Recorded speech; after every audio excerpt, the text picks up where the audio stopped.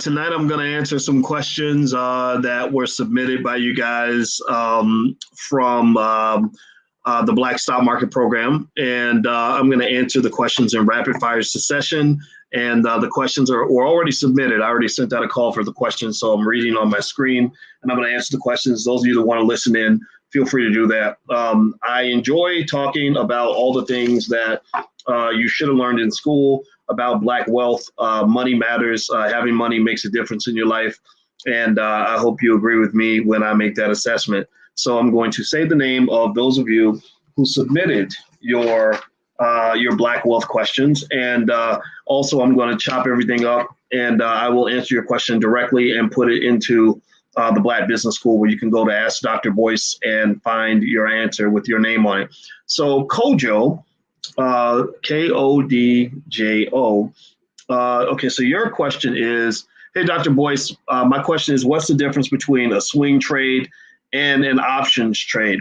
Kojo, a swing trade is basically something that is day trader terminology that is different from an options trade. An options trade is when you're buying or selling a stock option. So that's the difference. And there you go. Okay. So the next question is from let me see here. Hold on. Crap, I'm hitting the wrong button. Is from Javard. So Javard is asking, I inherited $900,000 in an annuity. I received monthly payments for 16 years from that. I was wondering, would it be wise just to continue to receive the monthly payments, or should I cash it out? If I do cash it out, I want to get the entire value of the annuity, probably half, or will I get well, okay, first of all, what would happen here is the equation that would be used to decide how much of your annuity you will or won't receive is what they call the time value of money equation.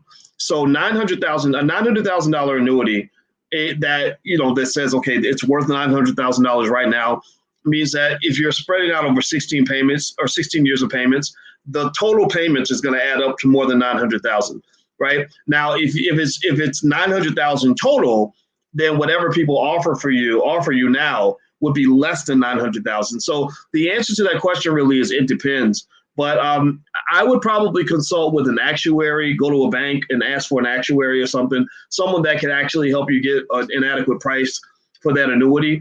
Because if you're not careful, there are companies that will take advantage of people and basically buy their annuities cheap because they really need the money. And so that's what they call in economics. We call that the impatience parameter. If your impatience is high, meaning that you really need the money right now, then you might be duped into taking a bad deal to get your money. So what they're going to offer you, it really depends on the details that I don't have.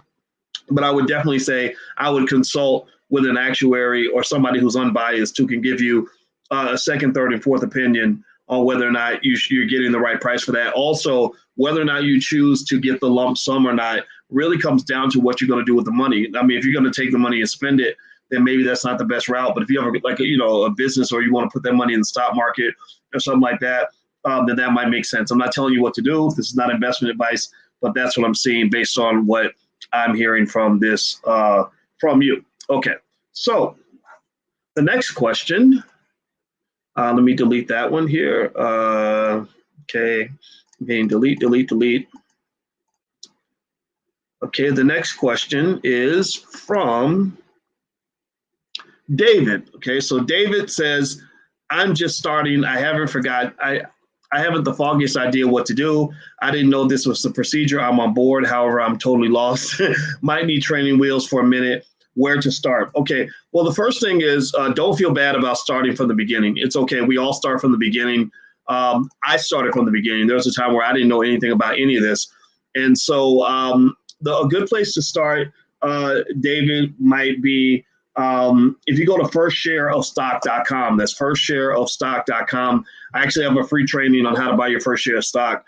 But then also, and it's free. Anybody that's listening, even if you're not in the Black Stock Market Program, you can get it for free. But the next step is if you go into the blackstockmarketprogram.com, there are a lot of basic videos there. And what I would encourage you to do is just go through the content. I mean, there's so much there. I mean, there's literally enough there to keep you busy for the rest of your life. And that's because I want to over deliver. I want to make sure we cover as many bases as possible. I've been having consistent financial conversations with Black people for many, many years, and I focus specifically on a Black perspective. So I'm not some white guy that's going to tell you a bunch of stuff that doesn't make sense. I'm going to tell you things that actually relate to the specific economic conditions of the Black community. So just log in at theblackstockmarketprogram.com. And those of you who are not in there yet, the first month is free, so you feel free to give it a try and just start watching videos. And over time, what's going to happen is it's going to start making more and more sense. And then also you'll find a basic investing strategy that'll get you moving forward. Another great resource that you can pick up that can kind of help you begin is I have something I put together called the $5 a day investing plan. And the $5 a day investing plan, I think, is a great way to kind of, help you invest without overthinking the process. Because a lot of people will overthink it and they'll never do anything, which is the worst mistake you can ever make. It's like you're not sure how to take your medication, or whether you should put your pill in your mouth with the right hand or the left hand, so you don't take your medicine at all and then you die. Well, I don't want you to financially die. Most Black people, just so you know, the median Black person in America is going to economically die in the next 30 years. 2053 is the ticking time bomb, where they said Black wealth for the median Black person in America is going to be zero. So what that means when they say it's going to be zero is they're saying that half of you will be on one side, half of you will be on the other. The question you must ask is, which half is my family going to be on? And I want you to answer that in the chat. Are you going to be on the negative side, or are you going to be on the positive side? So there literally is a dividing line appearing in the Black community. So if you go to the allblackagenda.com, again, resources on there are cheap or free. Almost everything there is free. The allblackagenda.com has a link to my $5 a day investing plan, which is a great way for you to get started investing and to invest very small amounts of money consistently and to build an extensive amount of wealth. So that might be a good place for you to begin. All right. So next question. Let me see here. Let me delete this question from this brother. These are all questions that were submitted in advance. So if you want me to answer your question specifically and directly, just sign up at theblackstockmarketprogram.com, and there's a section called Ask Dr. Voice, and you can submit questions. And I'm reading the questions that were submitted. There's so many in here. There's like 23 of your questions. So I'm literally going to go through all 23 as quick as I can and make sure I give you a thorough answer. The next question is from Lawrence Jenkins. Lawrence says, opinion on Jumia. Is it overpriced at this point? I was thinking about opening a position. Let me just say this. I'm not telling anybody what to do, but I will say I love Jumia. I love Jumia stock. I'm an investor. I'm long-term. I'm in it. I buy more and more. Somebody asked me, they said, so Dr. Boyce, what do you do when the stock market goes up? I said, I buy more stock. Well, Dr. Boyce, well, what do you do when the market goes down? I buy more stock. My actions don't really change that much based on temporary market conditions. I'm pretty consistent. My goal in life, and I tell my kids this, is that if you want to be successful, you got to be consistent. You got to be sturdy. You can't whiffle waffle based on which way the wind is blowing. So I don't do that stuff. I don't do that. I don't go with the wind. I move from within, right? That rhyme. That was kind of cool. I'm dropping bars today. So Jumia is a company that operates in Africa. They are German owned. They are considered to be, in the eyes of many, the Amazon of Africa, which is a scary thing given that they're owned by Germans. But I did buy stock in the company. I started buying the stock when it was like maybe 20. It's now about 65, which has made me and Alicia very happy.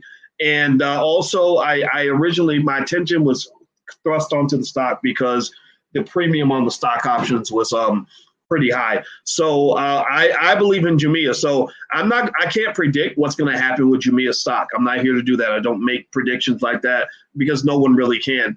But if it goes down, then you and I will be going down together. So if you want to know more about what I was talking about, the stock options, the stockoptionsmasterclass.com is a place where you can go. I have a whole masterclass there, and feel free to go take a look if that's something that you're interested in. And as you know, I don't teach stuff like everybody else. I kind of, having a PhD gives you some superpowers that most people can't really match. So next question, let me delete this. Let me get Mr. Jenkins out of here. Lawrence is my brother's name, by the way. That's a great name. Okay. So the next question is from Lewis Barron. And Lewis would like to know, Dr. Watkins, I know you said real estate is one of the pillars of wealth. I would like to invest and build a portfolio, but don't know where to start. Should I go with the Black REI group? Is that a great place to start, or real estate license, or both? Well, actually, I'd say any of those can work. The Black REI group, that's the real estate investing group that's in the Black Business School, is run by Julian Gordon. They're doing really, really good things. They're actually investing in all kinds of stuff. They're buying a big chunk of Baton Rouge, actually. A lot of people, it doesn't get as much publicity as some of the other things that we've seen in the community, but Julian is doing a great job, and he's a really solid guy. And I'll give you the URL for the Black REI group. It's the blackreigroup.com. And so that's a place you can go. You can feel free to go take a look at that. Also, there is a real estate, a group for people that want to be real estate agents and things like that. And that's actually a masterclass that's hosted by a sister. I don't have her name in front of me. Stephanie Berry. Stephanie Berry is her name. And she has a bunch of real estate agents. They got together and did a masterclass on how to become a real estate agent. And so I'm going to put that URL on the screen too. And that's realestateagentmasterclass.com. So those might be two things you could look at. In general, I think that if you want to get started with real estate, I'm a believer. I think it's good. I think home ownership is a good thing. I know people like Grant Cardone kind of think it's lame. And I can understand why he would have an issue with it, because buying a home, it's not an income generating property, right? There are ways you can buy assets that will give you capital gains and income. But then again, capital gains is better than nothing at all. I think capital gains is better than renting. But I get their point when they're saying that it might be better to go ahead and put your money in places where you can get income and capital gains, which is actually one of the reasons why I like things like selling stock options, because I get the capital gains on the stock and I can get income from selling the options every day. I do it, then my son does it.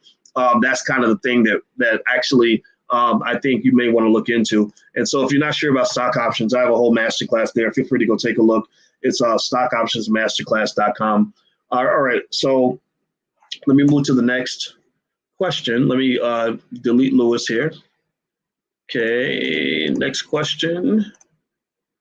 These are questions that were submitted in advance, so I've got a bunch of these here, so this is what I'm looking at. The next question is from Kevin Epps. Okay, so Mr. Epps, Kevin Epps.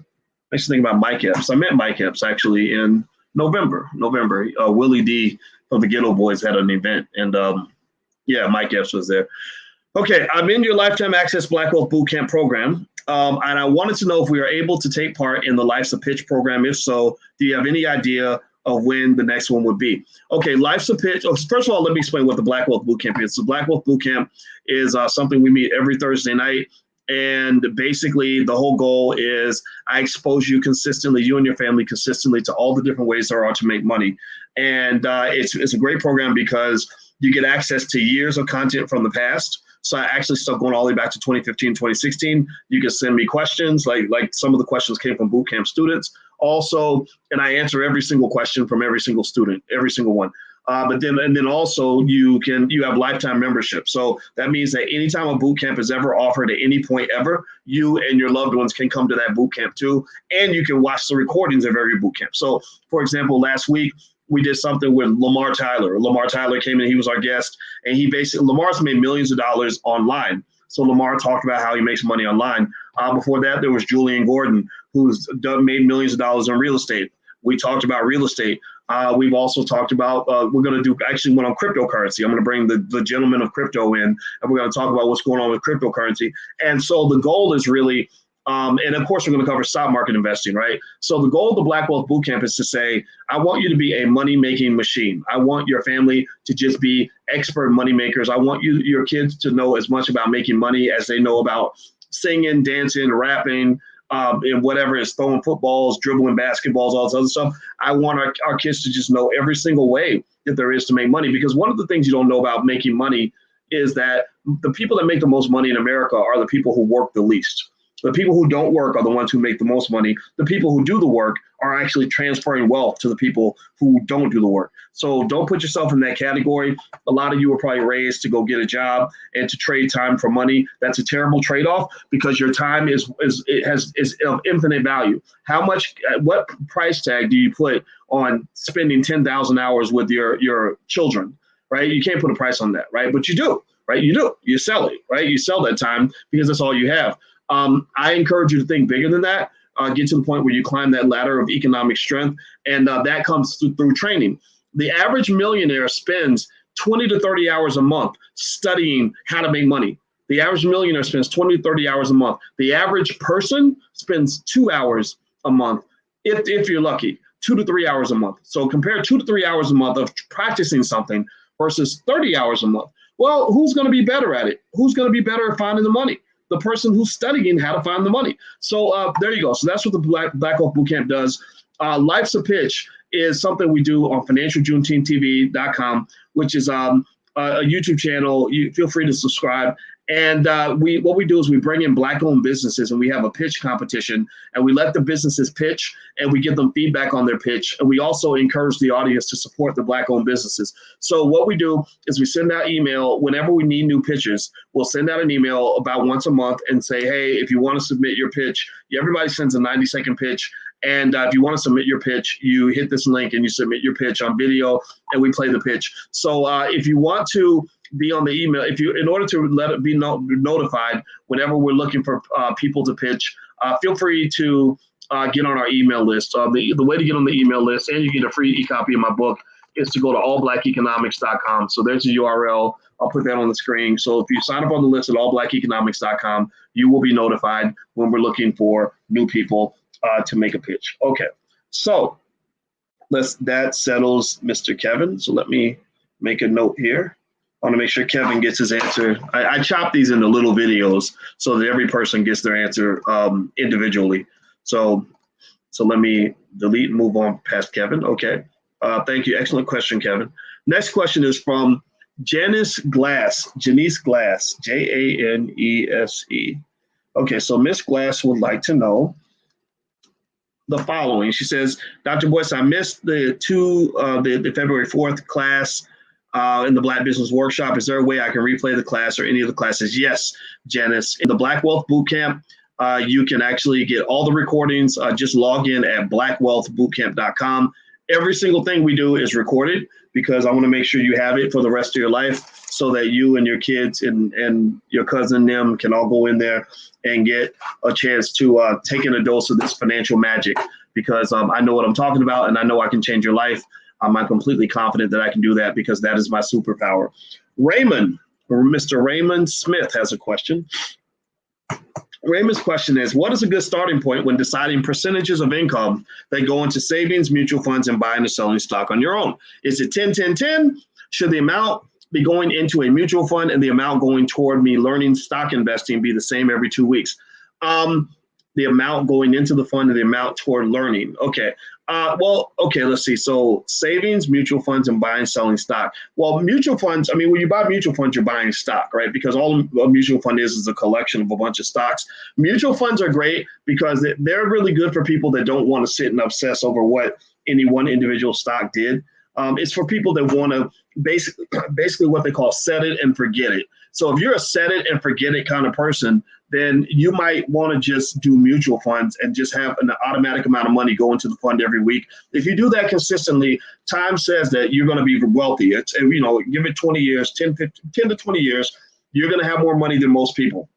I don't care what your income is. That's what the $5 a day investing plan shows you. Is it shows you mathematical magic that is not believable to people who don't understand mathematics. But I know mathematics. My master's is in math and mathematical statistics. I taught math at the University of Kentucky, and I can tell you that this math is accurate. And basically, what happens with compound interest is it's a very sneaky thing.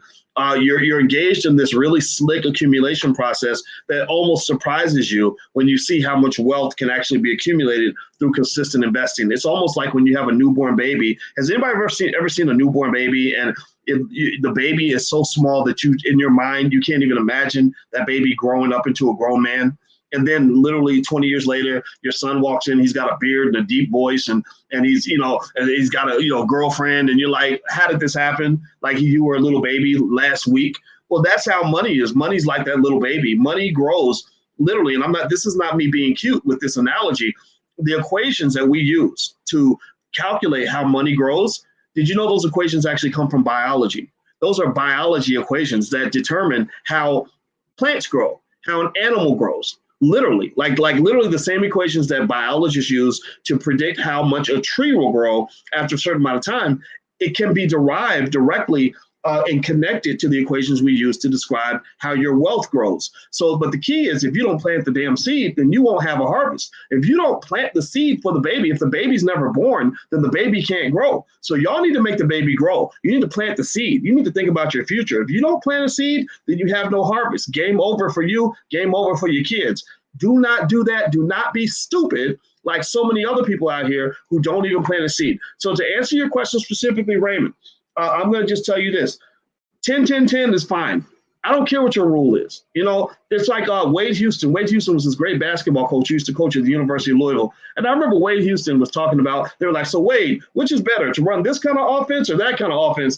Wade said something really smart. Wade said, it really doesn't matter which offense you pick as long as you run it precisely, as long as you run it well. He said, you know, if you run this offense or that offense, who cares? If you run it badly, then bad things are going to happen. If you run it well, you're going to be fine. So whether you do 10-10-10 or 5-5-5 or 5-10-5 or 5-40-20, that's not the issue. The issue is, are you going to pick a number and be consistent so you can at least plant those seeds and let those seeds grow? Right. So a lot of people, you know, so I don't even know if I would even necessarily feel the need to distinguish between saving and investing and mutual funds. Investing in stocks and mutual funds are kind of the same thing. So you can actually lump that in the same category. Saving is connected to investing. The difference is that when you save, your money is sitting still. It's not growing. When you're investing, your money's moving. Your money's working for you. I don't keep a lot of money in my savings account because my stock market assets are very liquid. I can hit a phone. I can pull out my phone and get on an app and literally have cash in my bank account tomorrow, right? So I wouldn't get so caught up in stocks versus savings. The only thing about stocks, though, is that stocks can have volatility. So you want to be really careful. Make sure you spread your money out. And so it may not always be the right time for you to sell. So that might be an argument to keep at least a little bit of cash on hand, but, you know, for emergencies, you know, stuff like that. And by the way, I don't know if you guys know, I actually have a Twitch account. If you're young and you like Twitch, I heard that like all the teenagers and stuff like Twitch, and my God, our young people need to learn how to invest. So I created a Twitch account, and I happen to be a gamer. I happen to play Call of Duty. So I actually play video games on my Twitch account and talk about stocks and stuff like that. So if you want to follow me, you can go to drboystwitch.com. That's the URL. Or my Twitch tag is Bo Watkin, BOWATKIN. So follow me on Twitch. So I have some friends on there. All right. So next question. Let me see here. Okay. So the next question, let me move on past my friend Raymond.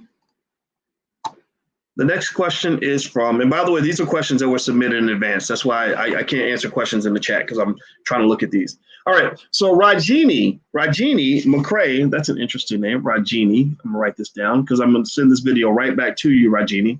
McCrae. Hello, Dr. Boyce. Thank you for all you do. Please share your thoughts on having an LLC for a minor in New York City. Should I have it in our daughter's name with us as her guardian or in our name? You know, you can put an LLC in your child's name, you know, maybe as a vanity sort of thing. So the child actually, because here's the thing, when you put your kids in a space where they're making money and they're doing business, it makes them feel good. It does something special for their self-esteem. It's not about the money. Who cares about the money? The kid is 12. What does a 12-year-old need with a lot of money? It's really about giving your child wealth up here, psychological wealth, emotional wealth, spiritual wealth. When you get a 12-year-old and you show a 12-year-old how to make money as like a grown-up, like where I have kids in our Black Millionaires of Tomorrow program that literally made $60,000 this month. Like one mother told me her son made $60,000 in the stock market. That does something to your brain. That does something to your brain. That exposes your child to a lifestyle and a reality that can't be matched by just getting a job working for some white man somewhere. They're not trying to do that now. Now they're trying to be the boss. Now they're trying to own companies. Now they're trying to own assets. Now they're trying to buy real estate. That's what your kids will be doing. So I would say to you, you know, sure, if you want to get the LLC in your child's name, that's fine. You're the guardian. You know about all that. But when it comes to actually having your child in control of assets, I'm not a big fan of that because kids are stupid. They just, I mean, I'm sorry. I'm not, that probably sounds mean the way I said it, but my kids love them, but sometimes they're stupid. When I was a kid, I was stupid compared to being an adult. Your brain isn't even halfway formed. I mean, who can operate with, 2/3 of a brain anyway, right? So when you give your child access or control of a lot of money, they're going to be tempted. Their ability to delay gratification isn't there yet. It's not fully formed. They don't have discipline yet. So they do silly things like fall in love with some girl and give the girl all the money so she can get her car fixed. Like, well, I'm talking about a stupid kid I knew by the name of Boyce Watkins who literally did that. And my grandma literally wanted to come to my house and murder me in my sleep, but I was in love, right? That was the love of my life, or so I thought at the age of 17. So I don't believe in giving children control of resources until they're old enough. 25 to 30 is a time to start sprinkling that money on them. So you got the newborn baby. My brother had a baby this week. We put money into the baby's account. That money's going to grow for the next 25 years. When he's between 25 and 30, we'll just start kind of sprinkling it on him. We won't even let him know how much it is. Like, we're going to slowly but surely evaluate and determine his maturity level, because I'm not going to give a whole lot of wealth to a crackhead or somebody who's going to go do stupid stuff with it. That's your money. You work for that. You got to protect that. If you can't protect that, then you're going to lose it. So I hope that answers your question. So, and by the way, our kids program is at blackmillionairesoftomorrow.com. The URL's on the screen. That's blackmillionairesoftomorrow.com. So feel free to join our Black Business School for Children. It's very good. It has a money-back guarantee, and your child actually gets a little bachelor's degree when they get done, or something like a bachelor's degree. They can put it on their wall. It really builds their self-esteem. It makes them interested in wealth. I've seen the transformation 1,000 times, so I know that it works. Thousands of kids are in the program. Okay, so the next question comes from Sherman Edmonds. Sherman says, what are your opinions on investing in the following companies? I see Netlist, Eyes Global, Clean Energy Holdings, and Eolium. I don't know anything about any of those companies, so I am very sorry, Sherman. I don't, there's thousands of companies out there, and my ability to know about any individual company is slim to none because there's just too many of them. But what I will say is, if you want to know about these companies and what analysts think, things like that, you can Google them, look them up, look up analyst ratings. Also on Robinhood, they'll tell you what the analysts are saying about that stock. So you can look the stock up on your Robinhood app. And that way you can kind of look and see what everybody else is saying about your stock. So you can make a decision as to whether or not you want to buy it. That way you're not, sort of hoping that I would know about that individual company, because there's just too many of them. I don't know about them all. Some of you were asking about Tilray.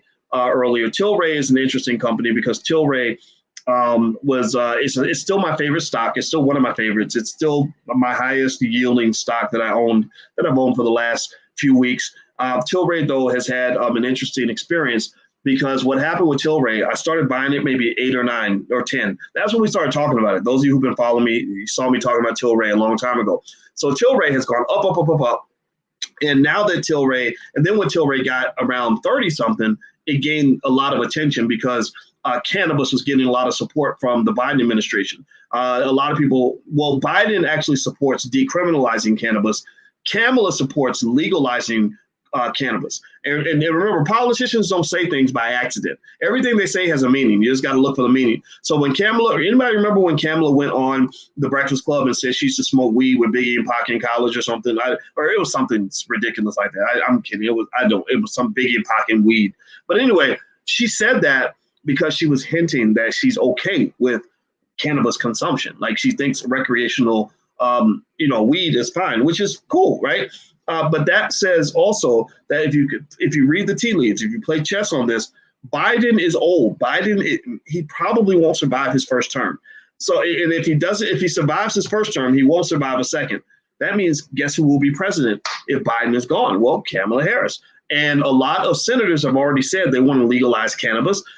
They need the money. Your government is in serious financial trouble. Why would you pass up billions of dollars in potential revenue from taxing cannabis? So they're going to move from this sort of state by state piecemeal layout to something that's more comprehensive, broader, and federal.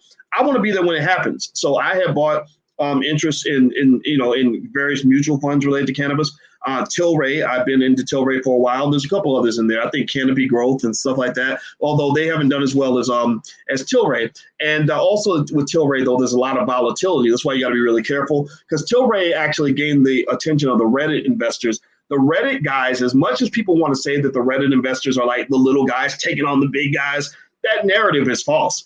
They are doing pump and dumps, and they are screwing over people. When they're doing these pump and dumps, they're pushing the price up, and then they're selling before the price goes back down.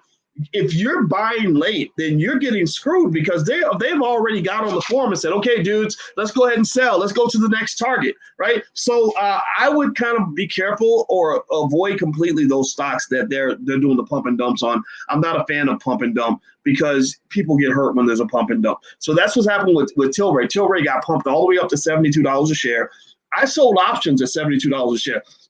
So I made money. I was like, it's not going to stay this high. So I'm going to sell the call out. I'm going to sell the stock options, because everybody was buying these options. That's how the price is getting pushed up. So I was selling the options, because remember, for every buyer, there must be a seller. So basically, while they're doing this short squeeze, which I'll explain what a short squeeze is in a second, when they're doing the short squeeze, there's money to be made, but you have to strategically position yourself to do that. And the people losing money are not the hedge funds in New York or whatever. They understand markets. The people losing money are the people who are coming in too late. The regular investors who don't understand how the markets work, who can't, recognize when a stock is probably near its peak. And that's why I think that those pump and dumps you have to be really careful about. I would avoid them altogether if I were you. All right. Now, what is a short squeeze? Okay, here's what a short squeeze is. A short squeeze is basically, it works like this. Let's say that you have a company that that thinks the stock is going to go down. So what they'll do is they'll do a short on the stock. So they'll sell the stock now with a plan to buy it back later, right? As long as you buy it for less than what you sold it for, you make a profit. There's no rule saying you have to buy something before you sell it. You can actually do, you have what I call these financial time machines. The beauty of modern finance is it allows you to time travel. So this financial time machine allows you to actually sell first and then buy it back later. So you sell it first. You're hoping the price goes down so that you can sell it here, buy it here. You make a profit between these two. Well, a short squeeze is when somebody says, okay, wait, oh, snap. Okay, they're over there trying to short this stock. So we're going to squeeze them. We're going to screw them. So what they'll do is they'll engage in their own form of price manipulation, either by increasing demand for the stock or buying a ton of the options and push the stock up.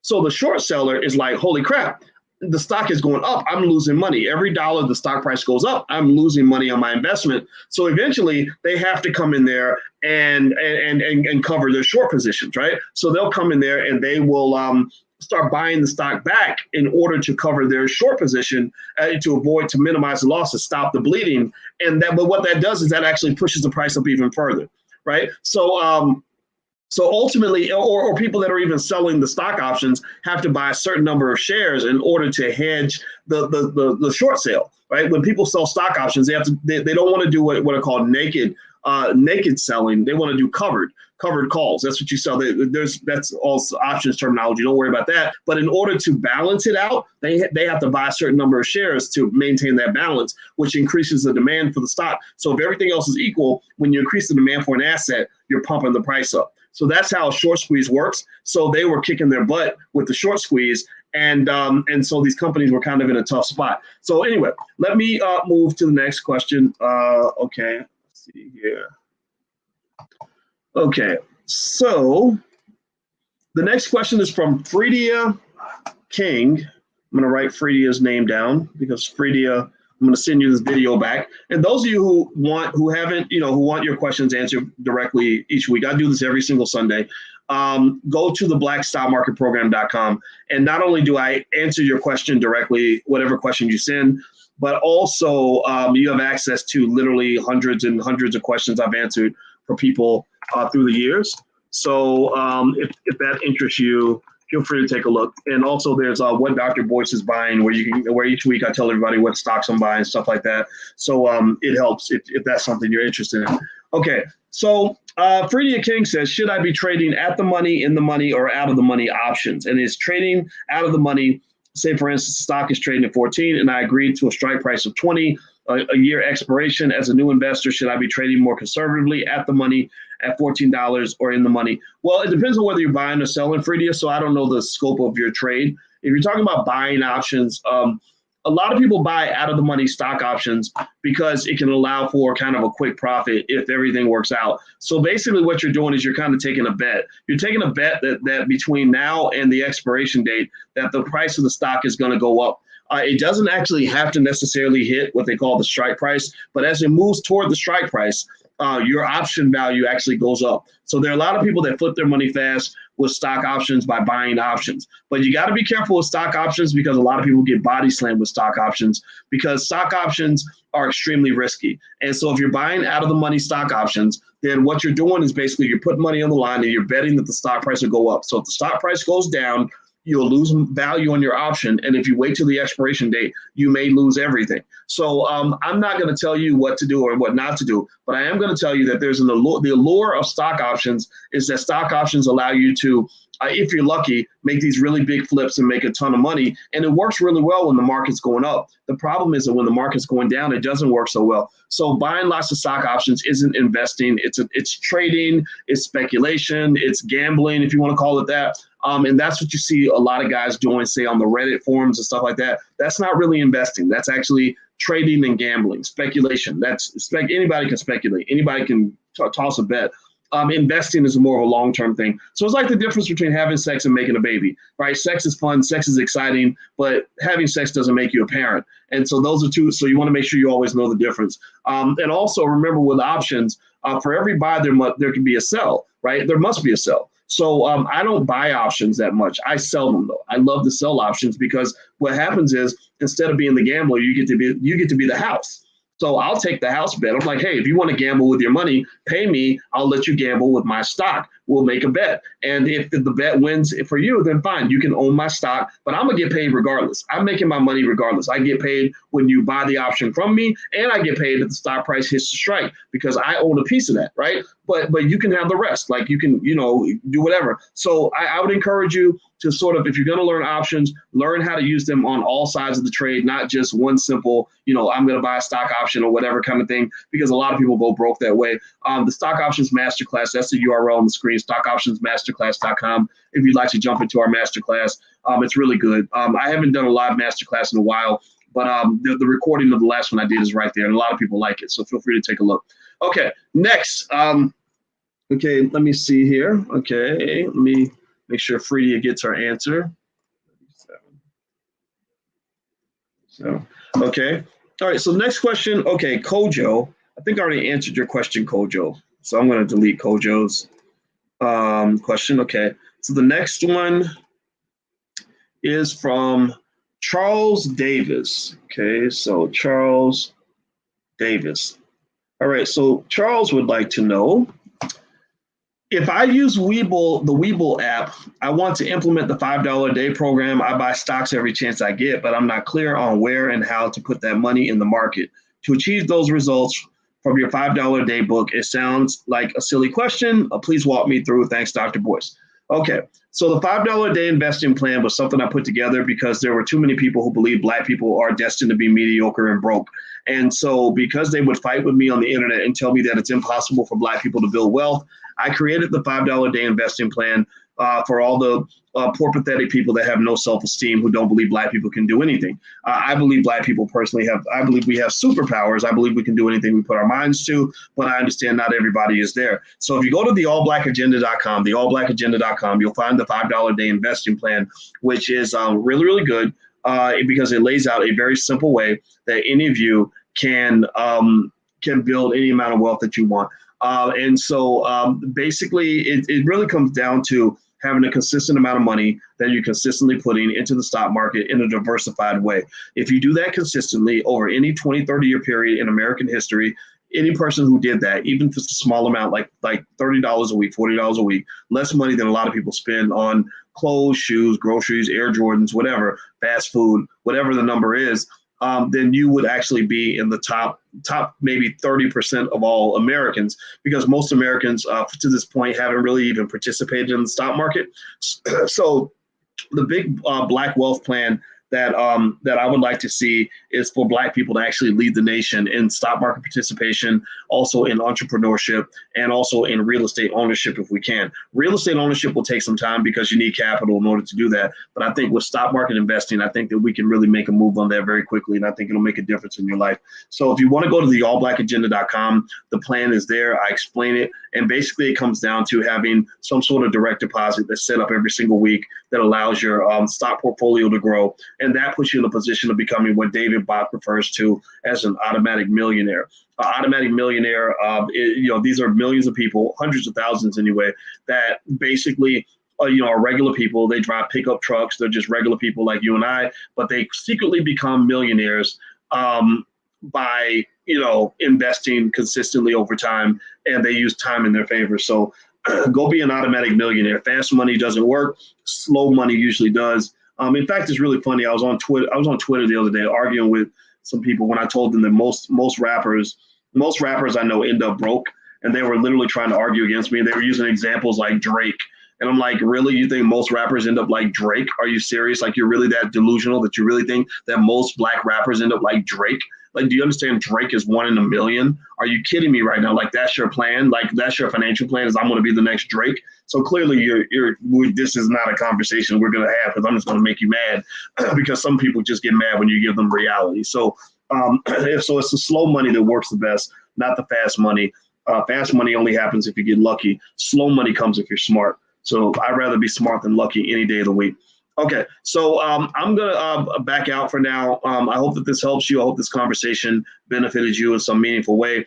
If you'd like a free e-copy of my book, It Takes a Village to Raise the Bar, feel free to go to allblackeconomics.com. That's allblackeconomics.com. Also, if you want to take a look at some of the links. I know somebody said that there's a lot of URLs that I have, and I get confused. And I agree. I'm a very confusing person. I'm a very weird man. I know this. I accept this. I embrace this. So if you want to see a bunch of URLs, try going to the allblackagenda.com or voicewatkins.com. There's stuff there. So I have stuff kind of everywhere. And so I just want to help you, and I want to see you do well. So God bless you. Thanks for listening. It was a lot of fun, and I'll see you guys soon. Take care. Peace.